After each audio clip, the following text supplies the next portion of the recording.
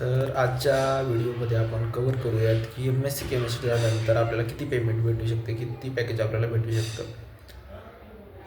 तर आपल्याला एक्सपेक्टेशन जास्ती असते की आपल्याला स्टार्टिंगला महिन्याला 30,000 रुपये पेमेंट भेटेल, 25,000 पेमेंट भेटेल किंवा 40,000 भेटेल, असं आपल्याला वाटत असते की एम.एस.सी केमिस्ट्री झाल्यानंतर एवढी पेमेंट असते.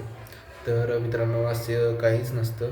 तर एक प्रोसिजर असते की प्रत्येक कंपनीचं एक क्रायटेरिया असतो, किती फ्रेशर एम.एस.सी केमिस्ट्री झालेल्या विद्यार्थ्यांना किती पेमेंट द्यायची. तर प्रत्येक कंपनीचा एक क्रायटेरिया असतो. ते ॲज अ ट्रेनी म्हणून आपल्याला ट्रेन करतील, म्हणजे एम.एस.सी केमिस्ट्री झालेला ते ॲज अ ट्रेनी म्हणून जॉईन करून घेतील. फार्मा कंपनीमध्ये खूप सारे डिपार्टमेंट असतात. तर आपली चॉईस आपल्याला कशामध्ये इंटरेस्ट आहे तर तुम्हाला कशामध्ये इंटरेस्ट आहे त्यानुसार ते ठरतं.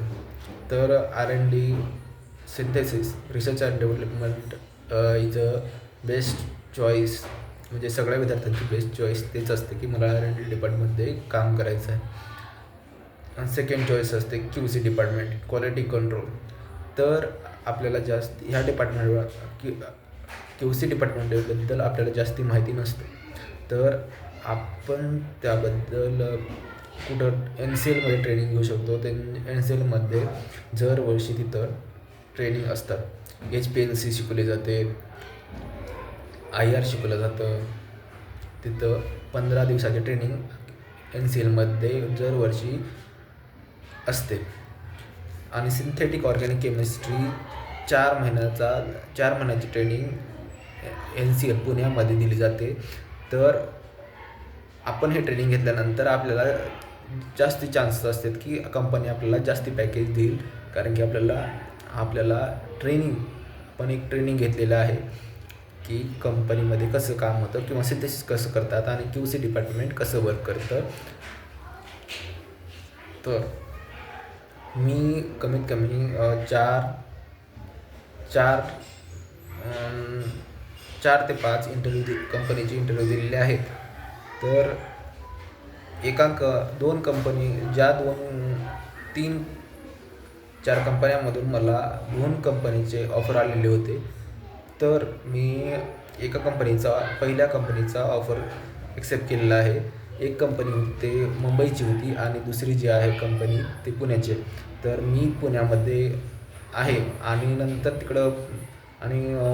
ती मुंबईची ऑफर होती ती फारच कमी होती की ते 15,000वर 6 महिन्यासाठी ट्रेनिंग देणार होते. आणि तिथं मी जेवढं चांगलं परफॉर्मन्स करेल त्याच्यावर माझं पुढचं डिपेंड होतं की मला ते कामावर ठेवणार किंवा नाही, किंवा पेमेंट वाढवणार किंवा नाही, किंवा ते मला रिक्रूट करतील चांगल्या ऑफरने.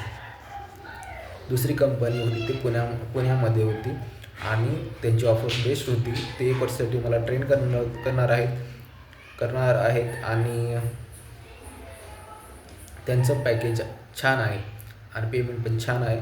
म्हणजे 19,000 ते महिन्याला देणार आहेत आणि त्याच्यामध्ये 1,500 रुपये PF कटणार आहेत. तर मी कंपनीमध्ये जॉईन झालेला आहे आणि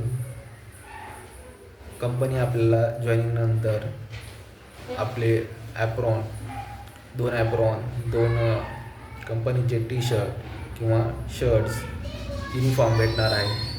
लॅब सेफ्टी बूट भेटणार आहेत, गॉगल भेटणार आहे, ग्लव्स, हे सगळं आपल्याला एक डायरी, हे सगळं आपल्याला कंपनी देणार आहे.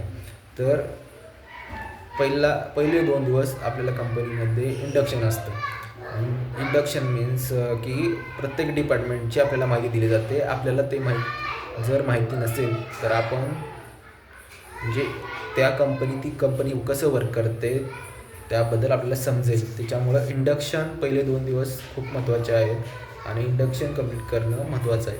तर प्रत्येक डिपार्टमेंटला जाऊन आपण त्या डिपार्टमेंटची माहिती आपल्याला सांगितली जाते. आपण काही त्यांना क्वेश्चन विचारले जे आपल्याला समजलेलं आहे, म्हणजे आपल्याला त्या माहिती करून घ्यायचं आहे. आपल्याला त्यांना क्वेश्चन विचारायचे आहेत आणि ते माहिती करून घ्यायचं आहे, ग्रास्प करायचं आहे. आणि सोबत एक डायरी न्यायची आहे, सोबत एक वही न्यायचं आहे, नसतं एक कागद न्यायचा आहे. ती माहिती आपण आपल्या वहीमध्ये लिहून घेतलं पाहिजे. जेणेकरून आपल्याला घरी आल्यानंतर हे कसं वर्क करतं, प्रोडक्शन डिपार्टमेंट कसं वर्क करतं, QC डिपार्टमेंट कसं वर्क करतं, R&D सिंथेसिस डिपार्टमेंट कसं वर्क करतं, D&D डिपार्टमेंट कसं वर्क करतं, D&D means design and development department कसं वर्क करतं, स्टोअर कसं वर्क करतं, मेंटेनन्स डिपार्टमेंट असतं, मेंटेनन्स डिपार्टमेंट कसं वर्क करतं, आणि सेफ्टी डिपार्टमेंटचा महत्त्वाचा रोल आहे मित्रांनो. तर सेफ्टी कन्सर्न्स महत्त्वाचे आहेत.